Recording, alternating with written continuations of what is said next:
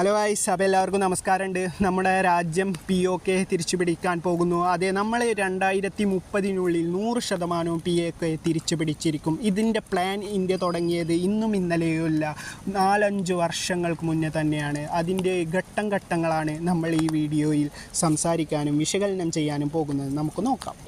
ഈ അടുത്തായിട്ടാണ് നമ്മൾ സിന്ധു നദി തിരിച്ചുവിടാനും അണ കെട്ടാനൊക്കെ തീരുമാനിച്ചതെങ്കിൽ ഇതിൻ്റെ പ്ലാൻ 4-5 വർഷങ്ങൾക്ക് മുന്നേ തന്നെ നമ്മുടെ രാജ്യം തുടങ്ങിക്കഴിഞ്ഞിരുന്നു. 2021 അഫ്ഗാനിസ്ഥാൻ ഒരു ഡാം പദ്ധതി പ്രഖ്യാപിക്കുന്നു. ഇതിനായി നമ്മുടെ രാജ്യം 1700 കോടിയാണ് അവർക്ക് അനുവദിച്ചിട്ടുള്ളത്. ഷഹ്തൂട്ട് ഡാം എന്നാണ് ഈ പ്രൊജക്റ്റിൻ്റെ പേര്. ഇതിൻ്റെ ലക്ഷ്യമായി നമ്മുടെ രാജ്യം പറയുന്നത് 20 ലക്ഷം ആളുകൾക്ക് കുടിവെള്ളം കൊടുക്കാനും 4000 ഹെക്ടർ കൃഷി നടത്താനും എന്നാണ്. എന്നാൽ ഇതിൻ്റെ പുറകുവശം നമ്മൾ നോക്കുമ്പോൾ ഇത് പാകിസ്ഥാനെ പൂട്ടാനുള്ള നമ്മുടെ രാജ്യത്തിൻ്റെ ആദ്യ പടിയാണ്. ഈ പദ്ധതി പൂർത്തിയാവാൻ പോകുന്നത് 2027-28 ആയിരിക്കും. അതോടെ പാകിസ്ഥാനിൽ ഒഴുകുന്ന കാബൂൾ നദിയിലെ 30% ജലവും നിലക്കും. ഇനി രണ്ടാമത്തെ പണി നമ്മൾ നടത്തിയത് ഓപ്പറേഷൻ സിന്ദൂറിൻ്റെ ടൈമിൽ തന്നെയാണ്. അതിർത്തിയിൽ അണകെട്ടാനും ജലം ഇന്ത്യയിലേക്ക് തന്നെ തിരിച്ചുവിടാനും നമ്മൾ പദ്ധതിയിടുകയാണ് ഉണ്ടായത്. ഇതുകൊണ്ടൊന്നും നമ്മൾ അവസാനിപ്പിച്ചില്ല. ഇനി അവസാനത്തെ ഒരു അടവ് കൂടെയുണ്ട്. അത് ഈ അടുത്തായി നമ്മൾ അതും അവതരിപ്പിച്ചിരിക്കുകയാണ്. അതെന്താ നോക്കാം. ഈ അടുത്തായി നമ്മൾ കുനാർ ഡാമിൽ ഇന്ത്യ അഫ്ഗാനിസ്ഥാന് വീണ്ടും ഒരു ഡാം കൂടെ നിർമ്മിച്ചു നൽകാൻ പോകുന്നു എന്നൊരു വാർത്തയാണ് ഇപ്പോൾ വരുന്നത്. ഇതൊക്കെ നോക്കുമ്പോൾ നമുക്ക് വ്യക്തമായൊരു പിക്ചർ കാണാൻ കഴിയും. ഒരു സംശയവുമില്ലാതെ പറയാം, 2030 ആവുമ്പോഴേക്കും പാകിസ്ഥാൻ്റെ GDPയിൽ വലിയൊരു തകർച്ച തന്നെ സംഭവിക്കും. വെള്ളം കിട്ടാതാവുന്നതോടെ അതൊരു മരുഭൂമിയായി മാറുകയും കൃഷികൾ നശിക്കാനും തുടങ്ങും. ഇത് അവരുടെ GDPയെ വല്ലാതെ ബാധിക്കും.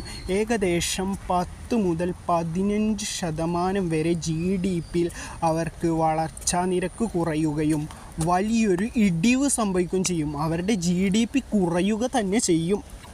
നമ്മുടെ ഒരു രാജ്യത്ത് വെള്ളം കിട്ടാതായ എന്താ സംഭവിക്കുക? അവിടുത്തെ ജനങ്ങൾ പ്രൊട്ടസ്റ്റ് തുടങ്ങും, ജനങ്ങൾ പ്രതിഷേധിക്കും, സൈന്യത്തിന് അതിർത്തിയിൽ നിന്ന് പിൻവലിയേണ്ടതായ അവസ്ഥകൾ വരും. അങ്ങനെ ഒരു അവസ്ഥ വന്നാൽ അഫ്ഗാനിസ്ഥാനായിരിക്കും പാകിസ്ഥാനിലെ ഡ്യൂറൻ ലൈന് പിടിക്കാൻ പോവുക. ഡ്യൂറൻ ലൈന് മാത്രമല്ല, അവർ ഖൈബർ പഖ്തൂൺഖയിലേക്ക് ഇരച്ചു കയറുകയും അത് പിടിച്ചെടുക്കാനും ശ്രമിക്കും. പാകിസ്ഥാൻ എന്തായാലും ഇങ്ങനെയുള്ള ഒരു സമയത്ത് അവരോട് മുട്ടാൻ ഒരിക്കലും ശേഷി ഉണ്ടാവില്ല. ഈ ടൈമിലായിരിക്കും നമ്മൾ അവിടെ ഉണ്ടാവുന്നത്. കാരണം നമുക്കൊരു മിലിറ്ററി ആക്ഷൻ്റെ ആവശ്യമില്ല. കാരണം അവിടെ ജനങ്ങൾ വലിയൊരു പ്രതിഷേധത്തിലായിരിക്കും. അപ്പോഴേക്കും അവരുടെ GDPയും നല്ലവണ്ണം ഇടിഞ്ഞിട്ടുണ്ടാവും. അവിടുത്തെ ഫോറിൻ ഇൻവെസ്റ്റേഴ്സൊക്കെ മടങ്ങിപ്പോയിട്ടുണ്ടാവും. കാരണം ആ രാജ്യം അങ്ങനെ ഒരു മരുഭൂമി പോലെ ആയിട്ടുണ്ടാവും. ഇങ്ങനത്തെ ഒരു രാജ്യത്ത് ആർക്കെങ്കിലും താമസിക്കാൻ ആഗ്രഹം ഉണ്ടാവുമോ? ഇല്ല. ഇപ്പോഴാണ് ഇന്ത്യക്ക് കിട്ടുന്ന വലിയൊരു ചാൻസ്. അതെ, നമുക്ക് വലിയൊരു സാധ്യത തന്നെയാണ് അപ്പോൾ ഉണ്ടാകുക. കാരണം നമുക്ക് സിമ്പിളായി ഒരു മിലിറ്ററി ആക്ഷൻ കൂടെ ഇല്ലാതെ POK തിരിച്ചു പിടിക്കാൻ സാധിക്കും. ഈ പ്ലാൻ ഇന്ത്യ തുടങ്ങിയത് ഇന്നും ഇന്നലെയൊന്നുമല്ല, ഒരു 5-10 വർഷങ്ങൾ മുന്നേ ആയിരിക്കാം. കാരണം ഇതിൻ്റെ സ്റ്റെപ്പുകൾ വെച്ച് 2021 ആദ്യ സ്റ്റെപ്പ് വെക്കണേ. ആദ്യം നമ്മൾ ചെയ്ത് അഫ്ഗാനിസ്ഥാനെ നമ്മളെ പക്ഷത്താക്കുക എന്നാണ്. എനിക്കിപ്പോൾ ഒരു സംശയം, അവിടുന്ന് അമേരിക്ക പോകാൻ കാരണം പോലും നമ്മുടെ രാജ്യമാണോ എന്ന്. കാരണം അജിത് ഡോവലിൻ്റെ വലിയൊരു ഇടപെടൽ തന്നെ നമ്മൾ അവിടെ നടന്നിട്ടുണ്ടെന്ന് നിസ്സംശയം തന്നെ പറയാം. എന്തായാലും നമുക്ക് കൂടുതൽ വിവരങ്ങൾ ലഭിക്കുന്നത് വരെ കാത്തിരിക്കാം. അമേരിക്കയുടെ ഒരു ഇടപെടൽ ഉണ്ടാവില്ല എന്ന് തന്നെ നമുക്ക് നിസ്സംശയം പറയാം. കാരണം അമേരിക്ക അവർക്ക് ഉപകാരമില്ലാത്ത ഒരു വസ്തുവിൻ്റെ പിറകെ പോവാറില്ല. അതുകൊണ്ട് തന്നെ നമുക്ക് വലിയൊരു ചാൻസ് ഉണ്ട് POK തിരിച്ചു പിടിക്കാൻ.